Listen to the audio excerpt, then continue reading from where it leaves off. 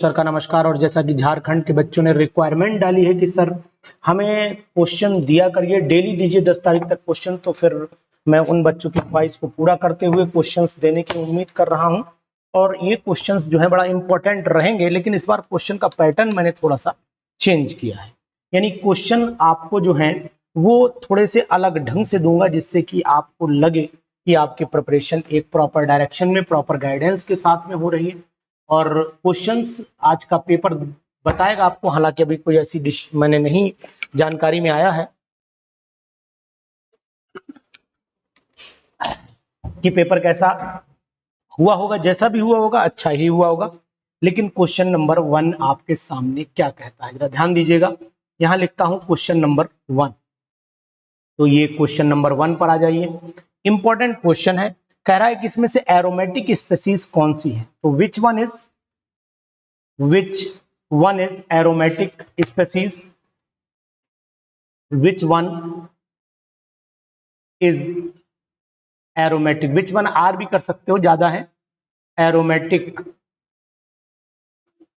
Aromatic species, इसमें से कौन सी स्पीसीज एरोमेटिक है आपको बताना है। आंसर मैं भी बताऊंगा, लेकिन पहले आप भी थोड़ा सा अनुमान लगाइए। पहला पार्ट आपके सामने ये रखा जा रहा है, ये तो साफ सुथरा पता है ये एरोमेटिक है। बी ऑप्शन आपके सामने इस तरीके का रख रहा हूं, ध्यान दीजिए। ये साइक्लो ऑक्टा टेट्रा, इस तरीके से क्या नाम है, साइक्लो ऑक्टा टेट्रा इनाइल है, और डाई एनाइन भी बनाता हूं। तो इस तरीके से ये बन गया, और यहां पर मैं 2 नेगेटिव लगा देता हूं। और सी पार्ट जो है ये आपका इसे साइक्लोसाइड ब्यूटाडाइन बोलते हैं, शायद क्या बोलते ही है, साइक्लोब्यूटाडाइन। और डी पार्ट है आपके सामने इस तरीके से। ये पता है आपको कि ये वाला मॉलिक्यूल क्या है, जानकारी में आपको होना चाहिए कि आखिरकार ये क्या है। तो यहाँ पर ये बॉन्ड हो गया, यहाँ ये हो गया, ये यहाँ हो गया, ये आपको साइक्लो क्या बोलते हैं, साइक्लो ऑक्टा 1 2 3 6 साइक्लो ऑक्टा टेट्राइन के नाम से जाना जाता है। नेक्स्ट मॉलिक्यूल आपके सामने ये है, ये सिलेबस में भी है एरोमेटिसिटी, आप जानते हो कि इस कंपाउंड को क्या बोलते हैं। यहाँ पर एन हो गया, ये ऐसे लगा दो, तो ये हो गया आपका पायरॉल। और A B C D E F, और एफ पे आ जाइए आप, ये हो जाएगा आपका पायरेडीन हो जाता है, ये हो गया आपका पायरेडीन। लेकिन लोन पेयर अंदर बनाना उचित नहीं रहता है पायरेडीन में, लोन पेयर बाहर ही बनाइए, क्योंकि डिलोकलाइजेशन में इन्वॉल्व ही नहीं करता है। तो वहां पर फिर मैं आपसे क्यों कहूं कि अंदर बनाओ। इसके बाद मॉलिक्यूल, बहुत ही अच्छा क्वेश्चन है और इंपॉर्टेंट क्वेश्चन भी है, ये इंपॉर्टेंट क्वेश्चन भी है, इस बात का भी आपको ध्यान देना पड़ेगा। जी पार्ट आ गया, जी का मतलब हो गया एक कंपाउंड में ऐसे बना लेता हूं, ऐसे ऐसे, और फिर ऐसे जोड़ लेता हूं, यहां से 2 हाइड्रोजन लगा देता हूं, एक इधर और एक इधर, साइक्लोहेप्टार। और 3 बॉन्ड बना लो पहले, तो तब समझ में आएगा नाम, एक ये और एक ये ट्राईइन हो गया ये। और इसके बाद आ जाता है एच पार्ट जो है वो बेंजीन तो बनाना, लेकिन बेंजीन में अंदर साइक्लोहेक्सीन बनाना है, और साइक्लोहेक्सीन के अंदर जो है वो ये आ जाएगा इस तरीके से। यहाँ पर ये कंडीशन, यहाँ पर ये कंडीशन, यहाँ डबल बॉन्ड CH2। अब क्वेश्चन ये था इसमें से कौन एरोमेटिक है, कौन एरोमेटिक नहीं। अच्छा क्वेश्चन है, इंपॉर्टेंट क्वेश्चन है, आ सकता है। और अभी इसी कैटेगरी से जुड़ा हुआ एक क्वेश्चन, मैंने क्वेश्चन की ट्यूनिंग इसलिए बदली है क्योंकि आपको दिक्कत ना हो, और MCQs में टाइम भी वेस्टेज और इसमें टाइम वेस्टेज नहीं होगा। सबसे पहले ए पार्ट की बात कर लेते हैं। देखो ए पार्ट जो सिंपल सी बात है, ये अगर ए को देखो तो ये एरोमेटिक है। अब आपसे पूछा जाए क्यों एरोमेटिक है, तो रीजन के साथ जान लीजिए। इसमें 6 पाई इलेक्ट्रॉन्स हैं, और जो हकल्स रूल को ओबे कर रहा है, तो जो ओबे करेगा मैं उसके आगे हकल्स रूल लिख दूंगा, हकल्स रूल लिख दूंगा, अदरवाइज मैं कट मार दूंगा, तो आपको समझ में आ जाएगा। तो पहला एरोमेटिक हो गया। दूसरे पे आ जाते हैं भाई। अब आपने नाम अगर इसका जानते हो तो इसका तो पता ही है आपको, नाम क्या नाम है इसका, बेंजीन नाम है, बेंजीन नाम है। और दूसरा कंपाउंड जो है, ये इसमें इलेक्ट्रॉन अगर कितने होंगे, तो अगर आप नोटिस करना चाहो तो नोटिस कर सकते हो कि इसका नाम क्या है। पहले तो नाम डिसीजन दे देते हैं, साइक्लो लिख दिया मैंने, साइक्लो लिख दिया। ऑक्टा कर दूं, है ऑक्टा कर दूं, साइक्लो ऑक्टा हो गया। अब आपका अल्टरनेट चलोगे, 1 2 3 4, टेट्रा हो गया, ऑक्टा टेट्रा हो गया, और इनाइल हो जाएगा। फिर इनाइल आयन है ना, और इनाइल हो गया और डाई एनाइन हो गया, तो डाई एनाइन। अब इसकी अगर बात करोगे तो 2 नेगेटिव अंदर हो गए और 2 नेगेटिव के बाद 4 दूनी 8 ये हो गया, यानी 10 पाई इलेक्ट्रॉन हो गए। तो फिर 10 पाई इलेक्ट्रॉन में तो संभावना ही नहीं है हकल्स रूल को ओबे करे, तो नॉन एरोमेटिक डाल दीजिए, नॉन एरोमेटिक हो गया, क्योंकि 10 पाई इलेक्ट्रॉन आएंगे ही नहीं और हकल्स रूल को ये ओबे नहीं कर सकता है। तो उसके बाद सी पार्ट पे आ जाइए, यहाँ भी 4 पाई इलेक्ट्रॉन है, तो मुझे लगता है फिर यहाँ पर भी मुझे नॉन एरोमेटिक लिख देना चाहिए, नॉन एरोमेटिक लिख देना चाहिए। और नॉन एरोमेटिक में इलेक्ट्रॉन कितने हैं, 1 2 3 4, मतलब 4 पाई इलेक्ट्रॉन्स है, तो ये भी हकल्स रूल को ओबे नहीं करता है। तो इन दो का तो डिसीजन आपने ले लिया कि आखिर क्या क्या है ये। अब आ जाते हैं डी ई एफ पर। तो अब यहाँ पर डी पार्ट की बात करता हूं, तो डी पार्ट में आइए, क्या कंडीशन पैदा होगी, तो डी में चले आइए। डी आपको साफ दिखाई दे रहा है कि यहाँ पर 1 2 3 4 5 6 7 8 पाई इलेक्ट्रॉन है। तो मुझे लगता है कि 8 पाई इलेक्ट्रॉन तो आएंगे नहीं, हकल्स रूल से रख के देखें नहीं आएंगे, मतलब ये भी नॉन एरोमेटिक हो गया, नॉन एरोमेटिक हो गया। और यहाँ पर आपके 8 पाई इलेक्ट्रॉन्स भी आप लिख सकते हो, और यहाँ लिख सकते हो do not obey Huckel's rule, मतलब मैंने अपना क्लॉज मार दिया है। इसके बाद आइए, यहाँ पर 1 2 3 4 5 6 पाई इलेक्ट्रॉन है, तो ई में आ जाइए, ये एरोमेटिक हो गया, ये एरोमेटिक हो गया। और यहाँ पर 6 पाई इलेक्ट्रॉन्स हो गए, मतलब ये हकल्स रूल को ओबे करता है। तो यहाँ मैं लिख देता हूँ हकल्स रूल ओबे कर रहा है, इस तरीके से लिख दीजिए, है ना, इंपॉर्टेंट बात है। चलिए उसके बाद पायराडीन तो पता ही है, एफ, वो भी पायराडीन में आ जाइए, ई एफ में आ जाइए, ये भी एरोमेटिक है, क्योंकि बाहर के इलेक्ट्रॉन गिने नहीं जाते, इन्वॉल्व नहीं होते डीलोकलाइजेशन में। यहाँ पर भी आपके 6 पाई इलेक्ट्रॉन ही हैं, 6 पाई इलेक्ट्रॉन लिख लीजिए आप, और ये भी हकल्स रूल को ओबे करता है। जी में चले आइए, जी अब आप यहाँ गिनो 1 2 3 4 5 6 पाई इलेक्ट्रॉन तो हैं, लेकिन यहाँ पर डीलोकलाइजेशन आपको नहीं दिख रहा है, यही दिक्कत है। तो यहाँ पर आप लिख सकते हो कि ये फिलहाल तो नॉन एरोमेटिक है, नॉन एरोमेटिक है, नॉन एरोमेटिक, एक तो एक बात लिखिए। और साथ में ही यहाँ पर एक sp3 हाइब्रिडाइज्ड, ये वाला जो आपको दिख रहा है, ये sp3 हाइब्रिडाइज्ड कार्बन भी आपको दिखाई दे रहा है, ठीक है। इसका मतलब है ये साइक्लिक जो ओवरलैपिंग है उसको रोक लेगा। तो यहाँ लिख देता हूँ 6 पाई इलेक्ट्रॉन्स है, ठीक है। और यहाँ लिखना पड़ेगा डू नॉट ओबे हकल्स, यानी हकल्स रूल को ओबे तो करेगा, हकल्स रूल को ओबे करेगा, लेकिन समस्या है ओवरलैपिंग, यानी डीलोकलाइजेशन नहीं पॉसिबल है। तो डीलोकलाइजेशन इज नॉट पॉसिबल, तो यहाँ लिख देता हूं नो डीलोकलाइजेशन, नो डीलोकलाइजेशन, ठीक है, समझ गए होगे। और लास्ट वाला एच वाला जो है, इसमें अगर देखोगे तो यहाँ पे 1 2 3 4, लास्ट वाले में देखो 4 तो ये हो गए आपके। और दूसरी बात है कि अगर पाई इलेक्ट्रॉन ये देखो तो 6 पाई इलेक्ट्रॉन तो दिखेंगे, तो यहाँ पर लिख देता हूं ये भी नॉन एरोमेटिक है, यहाँ पर वो वही कंडीशन है, नॉन एरोमेटिक है। 6 पाई इलेक्ट्रॉन तो हैं, 4 अंदर और 2 CH2 में है। और कार्बन जो मिथाइलिन का है वो डीलोकलाइजेशन में इन्वॉल्व नहीं है, ठीक है। उसमें एक कार्बन अगर आप नोटिस करना चाहो तो मिथाइलिन ग्रुप का कार्बन वो रिंग में इन्वॉल्व नहीं हो सकता है, ये बात ध्यान दीजिएगा। तो यानी कि CH2 group is not, CH2 group is not involve in hybridisation, in hybridisation. ये कौन सी हाइब्रिडाइजेशन में, sp2 हाइब्रिडाइजेशन में इन्वॉल्व नहीं करता है, इस बात का भी आपको ध्यान देना चाहिए। इंपॉर्टेंट तरीके का क्वेश्चन, ट्यूनिंग इसलिए बदली कि इसी पे MCQs बनेंगे, तो मैंने MCQs का तरीका ही बदल दिया, मतलब आपको क्वेश्चन ज्यादा हो जाए, ज्यादा से ज्यादा क्वेश्चन बन जाए। क्वेश्चन नंबर 2 पे आ जाइए। अब कह रहा है कि क्वेश्चन 2 मैंने ढूंढा है, कह रहा है कि कौन सी स्पेसीज इसमें हकल्स रूल को ओबे कर रही है। तो यहां लिख देता हूं विच स्पेसीज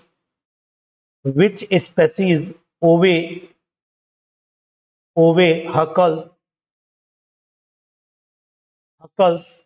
रूल, बस 4n+2 पाई इलेक्ट्रॉन नहीं लिख रहा हूं, हकल्स रूल। नंबर 1, क्या बताइए ये स्पेसीज हकल्स रूल को ओबे करती है, ये मैं जो बनाने जा रहा हूं, ये स्पेसीज हकल्स रूल को ओबे करती है।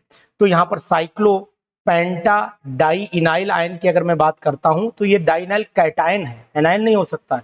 तो नाम लिख देता हूं साइक्लो पेंटा साइक्लोपेंटा डाई इनाइल कैटाइन लिखे दे रहा हूं, कैटाइन।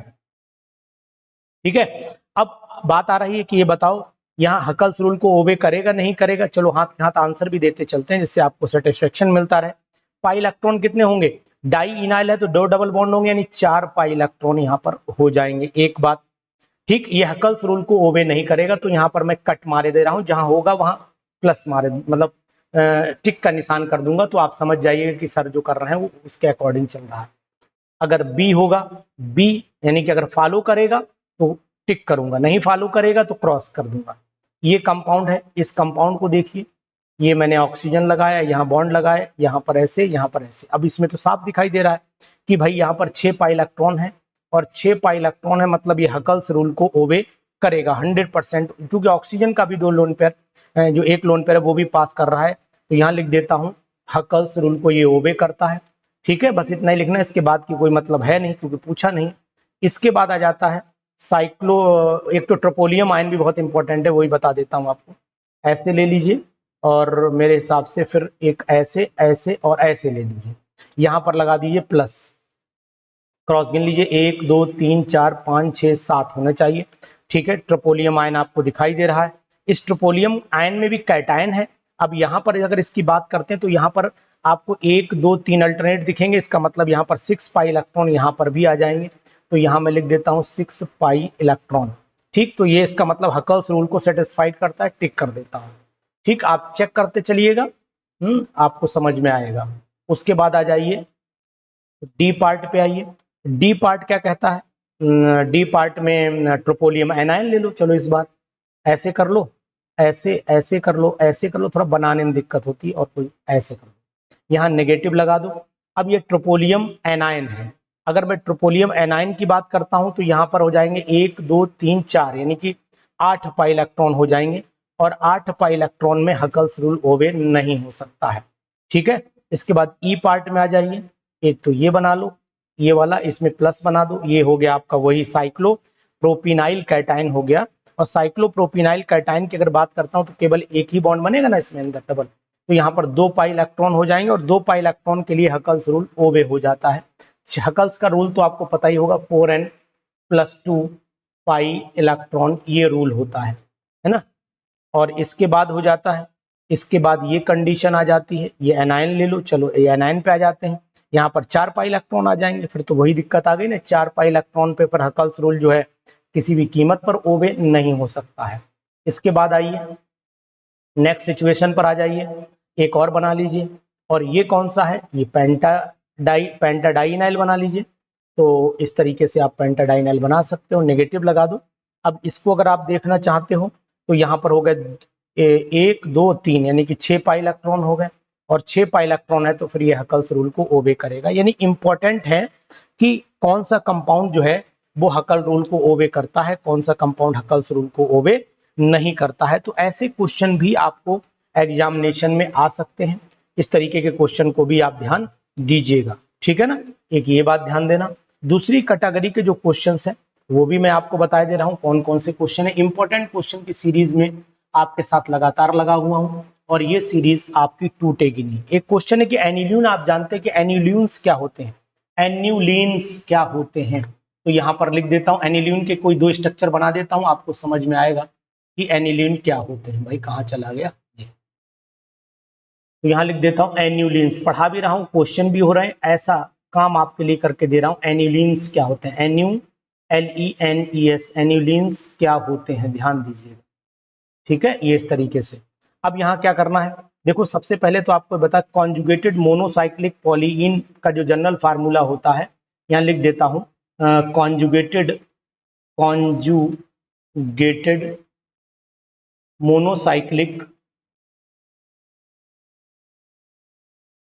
मोनोसाइक्लिक पॉलीइन जो होते हैं,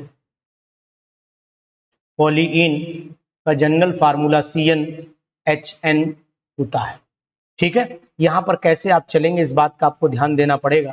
देखो एक तो 14 एनिलीन होता है, एक 18 होता है ना, इस तरीके के कंपाउंड होते हैं। एक बना करके दिखाने की कोशिश करूंगा। पहले आप इस तरीके से बना लीजिए, ऐसे करके सिंपल 2 बनाइए, तब आप बना लेंगे। ऐसे करके बना, एम टाइप की शेप देना पड़ेगी। फिर यहीं से आप टर्निंग लीजिए, ऐसे कर लीजिए, फिर यहाँ से भी वही एम बना देना है, ऐसे ऐसे ऐसे और ऐसे, और ये वाला ट्यूनिंग इसमें ला करके मिला देना और इससे अंदर बाउंड ले लेना। ये थोड़ा सा बाहर बनाओगे तो मुझे लगता है कि उचित रहेगा। बिगड़ गया पूरा। एक बार यहाँ से ले लो, आप यहाँ से उठाना, ऐसे ऐसे ले लेना, फिर वही एम बनाना, ऐसे ले लेना, फिर ऐसे ले लेना, और जब ये लाइन खींचना थोड़ी दूरी बनाना, जैसे मेरी दूरी कम है, आप ज्यादा। बॉन्ड अल्टरनेट सब में लगाना, एक छोड़ा, जैसे अगर आपने यहाँ पर बॉन्ड बनाया तो एक छोड़ के फिर यहाँ लगा लेना। इसी तरीके से ये छोड़ के फिर आप यहाँ लगा लेना, इसे छोड़ के फिर आप यहाँ लगा लेना, इसे छोड़ के फिर आप यहाँ लगा लेना, इसे छोड़ के फिर आप यहाँ लगा लेना, इसे छोड़ के फिर आप यहाँ लगा लेना। बॉन्ड बन गए। अब आपको क्या करना है, जो बॉन्ड फ्री है उन पर हाइड्रोजन दे दीजिए। हाइड्रोजन कहाँ कहाँ देने हैं, देखो ध्यान से, ये सब देने हैं, एच एच, ये 2 हो गए, एच और साथ में एक एच। ये आपका कहलाता है 14 एन्युलिन के नाम से जाना जाता है। तो ये एन्युलिन पहचानने के लिए आ सकते हैं, जो आपको दिक्कत न करें, इसीलिए मैंने आपको बताया कि कंपाउंड ऐसा कुछ है या नहीं। ठीक है, तो एन्युलिन को थोड़ा सा ध्यान दीजिएगा। ये पूछा जाता है कभी कभी कि किस कैटेगरी में ये आता है, तो आपको बताना पड़ेगा, CnH2n कैटेगरी में आता है। और ये एन्युलिन्स जितने भी होते हैं वो 4n+2 पाई इलेक्ट्रॉन मॉलिक्यूल माने जाते हैं, यानी कि, और जबकि कुछ जो होते हैं वो 4n मॉलिक्यूल भी बोले जाते हैं, तो ऐसा कुछ माना जाता है। ध्यान दीजिए, इंपॉर्टेंट। जनरल एमसीक्यूज पर, और जनरल एमसीक्यूज हम लोग डिस्कशन कर लेते हैं, और ये जनरल एमसीक्यूज इंपॉर्टेंट भी हैं और जल्दी जल्दी फटाफट ज्यादा भी हो जाएंगे। तो क्वेश्चन नंबर 2 तो इस कैटेगरी के मैंने आपको बताया। अब हम लोग क्वेश्चन नंबर 3 पर चलते हैं, और ये क्वेश्चन आपको एमसीक्यूज बेस पर चलेंगे। तो यहां पर लिख देता हूं, the nature of hybridisation, the nature of hybridization of carbon atom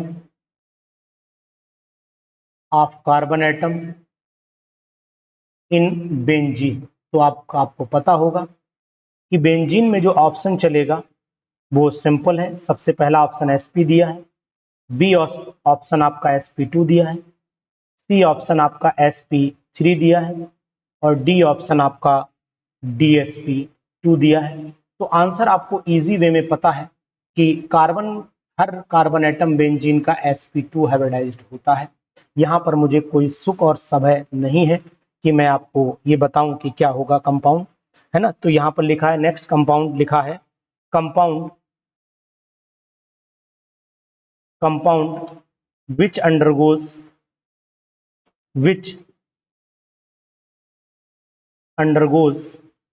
ये एल्कीन का क्वेश्चन है, which undergoes ozonolysis to give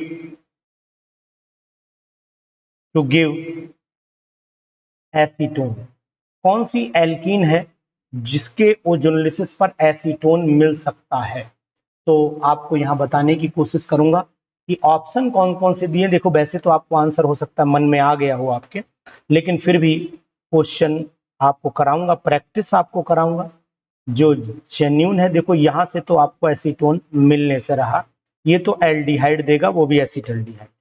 लेकिन अगर ऐसा कंपाउंड मैं ले लेता हूं, ये कंपाउंड मैं ले लेता हूं, इस कंपाउंड को हम लोग बोलते हैं कि 1 2 3 4 यानी 2,3 डाई मिथाइल ब्यूट 2इन, ये कंपाउंड है, यही देगा भी। तो मुझे लगता है अगला ऑप्शन भी लिखना मेरे लिए फिर बेवकूफ़ी ही हो जाएगी। जहां पे ऑप्शन पूरा हो जाए वहीं पर क्वेश्चन छोड़ता चलूंगा, तो समय की बचत करके ले जाऊंगा। ठीक है ना, इंपॉर्टेंट है। उसके बाद बहुत ही इंपॉर्टेंट क्वेश्चन है, Mn di positive can be converted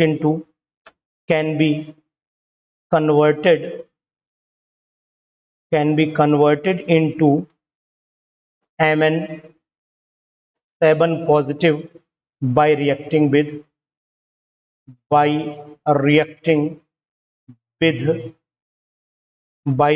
with number 1। A option है आपके सामने SO2, बी ऑप्शन आपके सामने दे रहा हूं Cl2, सी ऑप्शन आपके सामने दे रहा हूं PbO2, PbO2 और डी ऑप्शन आपके सामने दे रहा हूं SnCl2। तो कहने का तात्पर्य हमारा ये है कि आखिरकार इसका जवाब क्या होना चाहिए। आपको मेरे हिसाब से इतनी देर में जवाब सोच भी लिया होगा आपने, और सोचने के बाद अपना प्रॉपर मेथड भी आपने लगा दिया होगा कि सर इसका आंसर क्या होना चाहिए। तो मैं आपको जवाब दूंगा कि इसका जवाब PbO2 है। यही Mn7 डाई पॉजिटिव में कन्वर्ट कर देता है। मतलब अगर आप इसकी रिएक्शन को जानना चाहते हैं तो आखिरकार रिएक्शन क्या होगी, तो वो भी आपको जताए दे रहा हूं, ऐसा नहीं कि रिएक्शन नहीं बताऊंगा। लिख देता हूं 2MnCl2 लिख देता हूं, प्लस 5 PbO2 लिख देता हूं, है ना, प्लस 6 HNO3 लिख देता हूं, और इनको अगर आप ट्रीटमेंट देंगे तो बनेगा आपका 2HMnO4 बनेगा, या सिंपल भी लिख सकते थे आप, लेकिन मैं इसी तरीके से लिखूंगा, प्लस 2 PbCl2 बना लीजिए, प्लस 2 PbNO3 का होल ट्वाइस बना लीजिए, और साथ में बना लीजिए 2H2। तो ये बात ध्यान दीजिएगा, इंपॉर्टेंट रिएक्शन है और ये आ भी सकती है, इसीलिए मैंने आपको इसको बताया। क्वेश्चन नंबर 6 में चले आइए। क्वेश्चन थोड़े हो पाएंगे, लेकिन हाँ लगातार बताए चले जा रहा हूं।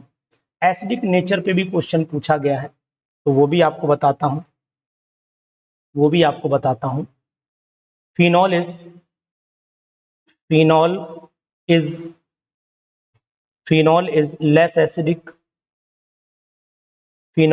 लेस एसिडिक, ये रिएक्शन मैकेनिज्म का क्वेश्चन है।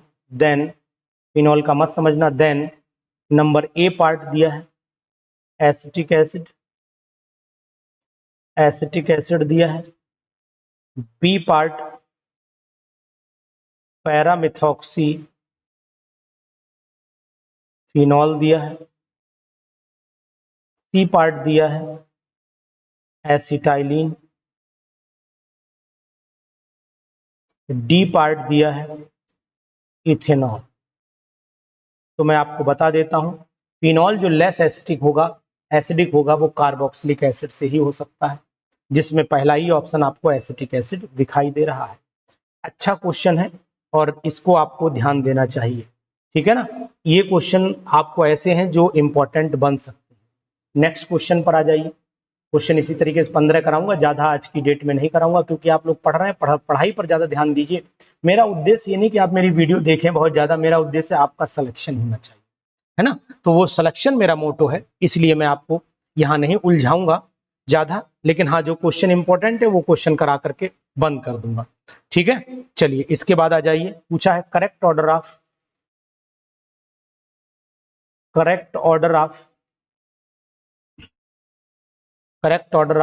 फर्स्ट आयोनाइजेशन एंथैल्पी, ठीक है। ए पार्ट ले लीजिए, ए पार्ट Na, फिर Mg, फिर इसको वैल्यू को ज्यादा दिया गया है, वैल्यू ज्यादा दी गई है एज कंपेयर टू Al, और फिर वैल्यू कम दे दी गई है as compare to Si।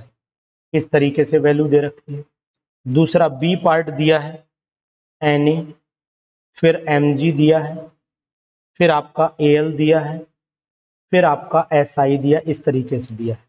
C part आपका दिया है Na greater than Mg greater than Al greater than Si।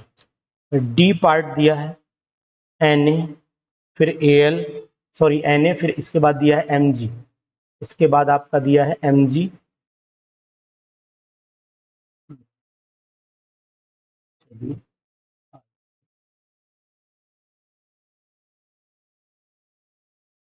से ऊपर कर लेता हूं, नहीं तो फिर ये दिक्कत करेगा। यहाँ पर आ गया आपका Na, फिर आ गया यहाँ पर Mg, और Mg से ज्यादा दिया है Al, Al से कम दिया है Si, Al से कम दिया है Si, इस तरीके से। अब यहाँ ऑर्डर क्या हो, इंक्रीजिंग फर्स्ट आयनेशन एंथैल्पी। देखिए आयनेशन एंथैल्पी जो ज्यादा होगी, सबसे कम सोडियम होना तय है, फिर मैग्नीशियम एल्यूमिनियम लाइन से लगे हैं, मैग्नीशियम की ज्यादा हो जाएगी पहली, क्योंकि ये यहाँ पर एक ही इलेक्ट्रॉन होता है, 2 होते हैं, तो इसका मतलब है मुझे तो यही यहाँ तक दिखाई दे रहा है, सिलिकॉन तो ज्यादा होगा ही। तो यहाँ पर ये ऑर्डर बिल्कुल एग्जैक्ट है। 7th वाला लगा लीजिए, बहुत ही इंपॉर्टेंट क्वेश्चन है और ऐसे क्वेश्चन खतरनाक साबित हो जाते हैं। और आ भी सकता है ये क्वेश्चन, मतलब ऐसा भी नहीं कि नहीं आएगा। तो मुझे उम्मीद है कि ऐसे क्वेश्चन आ भी जाते हैं, तो आप ध्यान दीजिएगा कि साफ दिख रहा है बिल्कुल आंसर, कहीं छांटना छूटना नहीं है और नहीं आपको दिक्कत करना है, बस सट से देखिए आंसर और बताइए कि आखिरकार इसका आंसर होगा क्या। तो मैंने आपको आंसर बता भी दिया है। इन केस कोई आपको डाउट लगे, कोई कंफ्यूजन लगे, तो आप मैसेज कर देते हो, कोई दिक्कत नहीं है, ना मैं उसका बुरा भी मानता हूँ कि सर इसका आंसर ये होना चाहिए। हाँ, पॉजिटिवली वे में मैसेज करोगे तो अच्छा लगेगा, लेकिन इगोइस्टिक मैसेज करोगे तो दिक्कत आई। इगोइस्टिक दिक्कत ये रहती कि नहीं साहब ये ज्ञान है, ये कहाँ तक जाएगा आपको भी नहीं पता। अगर आप, है ना, अच्छा लगता है उसमें, क्योंकि एक्सचेंज ऑफ नॉलेज होती है for a process to be spontaneous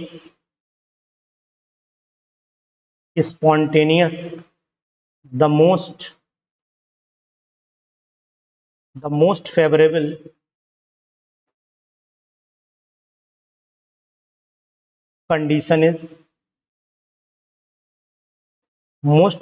condition is A part हो जाता है आपका delta H is greater than O, zero, O का मतलब जीरो, यहाँ O निकल गया मुंह से। Delta S is greater than zero, C delta H is less than zero होना चाहिए, निगेटिव आना चाहिए, और डेल्टा S जो है वो आना चाहिए आपका, ऐसा करो ना, दोनों चीजें एक साथ लो, मैंने अलग अलग कर दिया ना, पार्ट अलग। Delta H is greater than zero होना चाहिए और डेल्टा S जो है वो ग्रेटर देन जीरो होना चाहिए।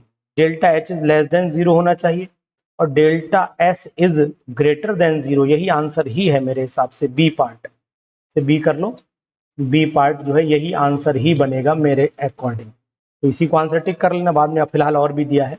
Delta H is less than zero और delta H is less than zero, ये तो संभव ही नहीं है, दोनों ही एक से दे दिए। Delta H is greater than zero और delta G is greater than zero, तो ये भी संभावना नहीं है। फिलहाल जो आंसर दिख रहा है वो साफ सुथरा दिख रहा है कि आंसर इसमें लेस देन जीरो होगा, डेल्टा एस ग्रेटर देन होगा, तभी संभव है, नहीं तो संभव ही नहीं, क्योंकि स्पॉन्टेनियस तभी हुआ जब डेल्टा G की वैल्यू जो है वो नेगेटिव आती, उससे पहले प्रोसेस स्पॉन्टेनियस होने का सवाल ही नहीं उठता है। क्वेश्चन नंबर 9 पर आ जाइए। क्वेश्चन नंबर 9, नाइन्थ क्वेश्चन क्या कह रहा है, ये भी बहुत अच्छा क्वेश्चन है ना, बहुत ही अच्छा क्वेश्चन है। Which of the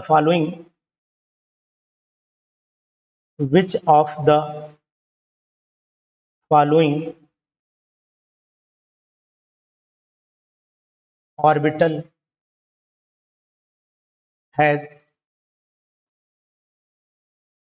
2 electrons, A S orbital, B P orbital, C D orbital और D F orbital, E all orbitals। इसमें 5 ऑप्शन दे दिए, तो जवाब होना चाहिए यहां पर और। सभी में हर ऑर्बिटल में डी इलेक्ट्रॉन होते हैं, चाहे वो एस ऑर्बिटल हो चाहे पी ऑर्बिटल हो। अगर एस ऑर्बिटल होता तब भी 2 इलेक्ट्रॉन, लेकिन पी ऑर्बिटल है तो 2, पी ऑर्बिटल्स होता तो 6, क्योंकि पी सबसेल में 6 होते हैं, पी ऑर्बिटल्स में 6 होते हैं, पी ऑर्बिटल में तो 2 ही होंगे। एक ऑर्बिटल की बात कर रहा, ध्यान देना, क्वेश्चन की ट्विस्टिंग बहुत तगड़ी की गई है, तो ये खतरा हो सकता था आप लोग इसमें आंसर अधिकतर लोग ए लगा करके चले आते और कहते साहब गलत दिया था आंसर, ना आंसर सही था। क्वेश्चन नंबर 10 पे आ जाइए, इंपॉर्टेंट है। स्ट्रॉन्गेस्ट हाइड्रोजन बॉन्ड पूछा है, कहां होगा, तो आपको बताना पड़ेगा। Strongest hydrogen bond, strongest hydrogen bond कहां होगा, तो आपको बताया देता हूं। पहला ऑप्शन दिया है यहां पर F single bond H dot dot dot dot O। B option दिया है S H dot dot dot dot O, C फिर यहां पर OH dot dot dot S और डी ऑप्शन दिया है F H dot dot dot F। तो मुझे लगता है इन दोनों की इलेक्ट्रोनेगेटिव पावर में बहुत ज्यादा डिफरेंस, यही ऑप्शन आपका सही जाना चाहिए। इंपॉर्टेंट क्वेश्चन की झड़ी चल रही है और अच्छे क्वेश्चन से practice makes a man perfect, you know very well. Question मैं नहीं कहता आ जाएंगे, लेकिन हाँ आपकी प्रैक्टिस को ये मजबूत जरूर करेंगे। यहाँ पर ध्यान दीजिए, द वैल्यू ऑफ 1 AMU, एक AMU की वैल्यू कितनी होती है? पहला ऑप्शन है 1.66 इंटू 10⁻⁻24 ग्राम होती है। बी ऑप्शन है 6.023 इंटू 10⁻23 ग्राम होती है। सी ऑप्शन दिया है 1.4 इंटू 10⁻21 ग्राम होती है। डी ऑप्शन दिया है 4.8 इंटू 10⁻24 ग्राम होती है। तो यहाँ पर कौन सी वैल्यू एक्यूरेसी पर जाएगी? तो मुझे याद है कि AMU की वैल्यू ये होती है, ध्यान दीजिएगा। ठीक है, इसके बाद क्वेश्चन नंबर 12 पे आ जाइए। क्वेश्चन 12 क्या कहता है वो भी आपको बता दे रहा हूँ। 12th क्वेश्चन क्या कह रहा है ना? अच्छा क्वेश्चन है और इस क्वेश्चन को भी आप याद रखिएगा और आ सकता है क्वेश्चन। ठीक है, आ सकता है। चलिए, यहाँ दिखा हुआ addition of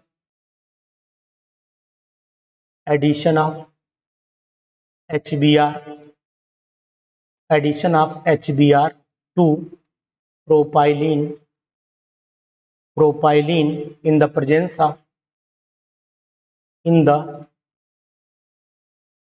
of benzoyl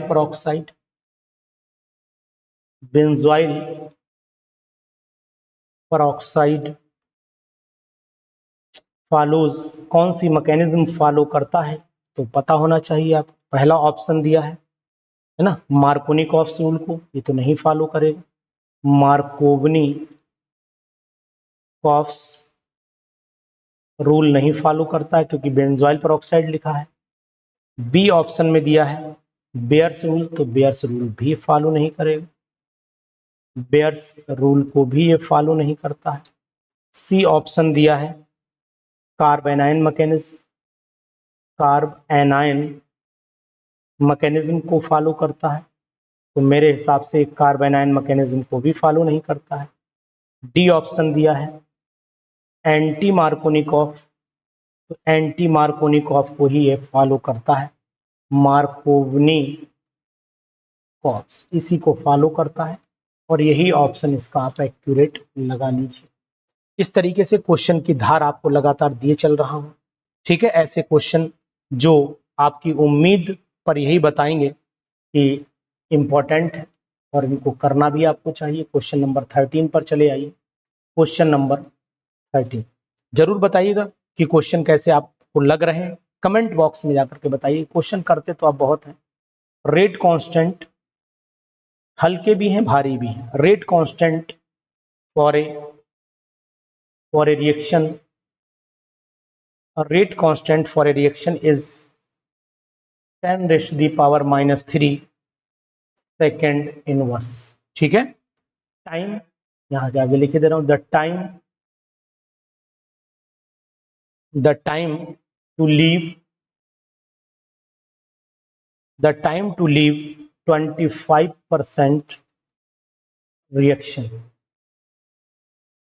is, तो रेट कांस्टेंट का मतलब के की वैल्यू दे रखी है ना, तो के इज इक्वल टू, अब यहाँ पर ऑप्शन पहले दे देता हूं तभी आप करिए इसको, है ना, नहीं तो मजा फिर आपका खराब हो जाएगा। आप कहोगे सर आपने सॉल्व ही कर दिया, क्या मतलब रह गया हमारे लिए? नहीं, खैर आंसर आपको दूंगा। पहला आंसर आपके लिए दिया है इसमें 693 ग्राम में दिया है। बी ऑप्शन दिया है 1386 ग्राम दिया है।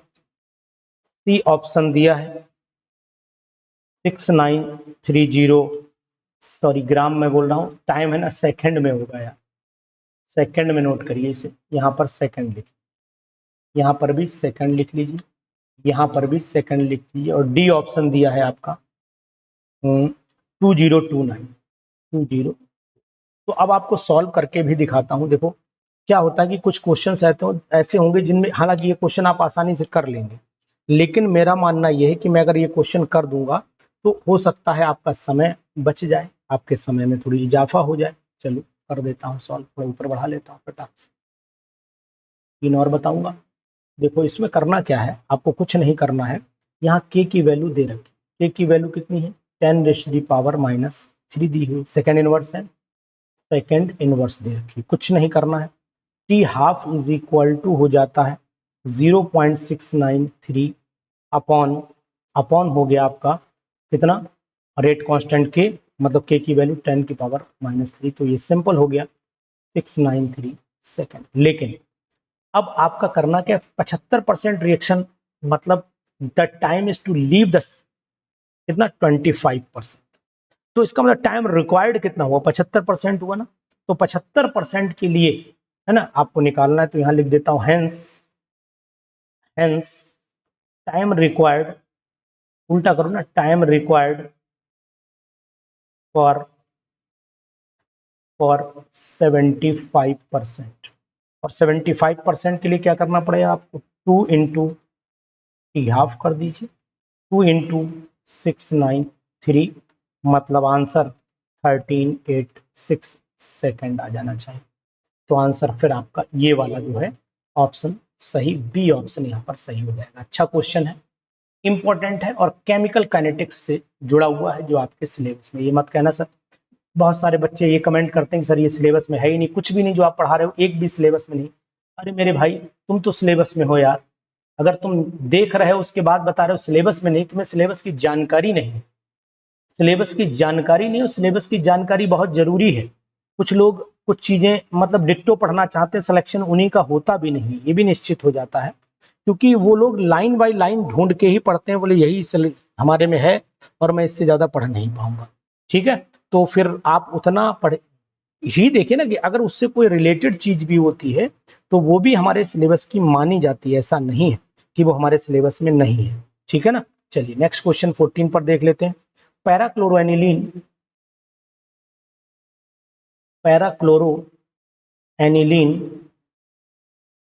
And anilinium hydrogen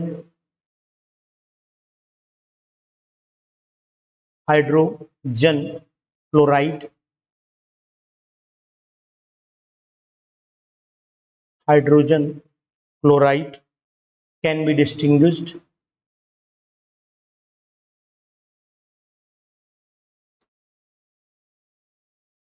can be distinguished by A option आएगा सैंडमेयर, बी ऑप्शन चलेगा कार्बेलेमीन,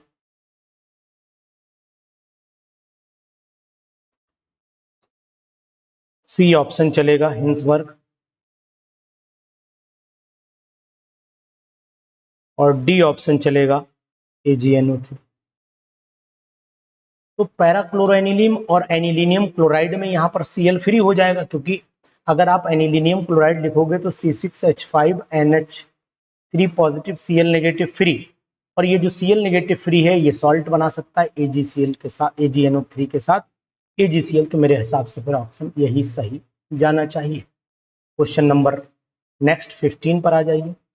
क्वेश्चन नंबर 15 अच्छे लगे हो तो जरूर कमेंट करिए, नहीं अच्छे लगे हो तो जबरदस्ती आपसे तो बिल्कुल ही नहीं कर सकता हूँ, क्योंकि जबरदस्ती करके मैं बहुत बड़ा आपका हित नहीं करूंगा, लेकिन हाँ उम्मीद जरूर करूंगा कि आप ऐसी रिएक्शंस को जरूर वो करें, कमेंट करें। कैनिज़ारो रिएक्शन सिलेबस में तो उसी पे क्वेश्चन देता हूँ, which of the following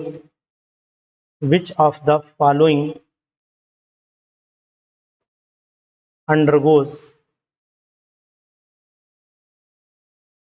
Cannizaro's reaction.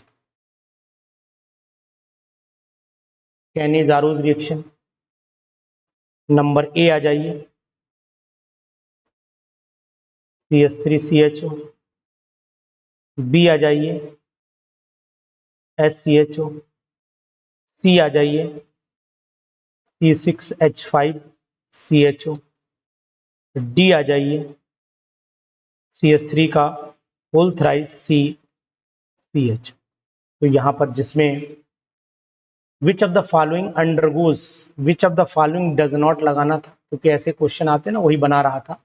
यहाँ पर डज नॉट कर दो, डज नॉट ये लगाना था मुझे, क्योंकि डज नॉट वाला क्वेश्चन बना ही रहा था, तो यही है, इसमें अल्फा हाइड्रोजन है, बाकी किसी में अल्फा हाइड्रोजन नहीं। तो ये क्वेश्चंस है, कल भी क्वेश्चंस कुछ दूंगा, ऐसे लगातार आप अपना पढ़ते रहिए, मेहनत करते और साथ में हमारी वीडियोस को देख करके कमेंट जरूर करते रहिए, जिससे मैं कल के क्वेश्चन का मूड बना सकूं।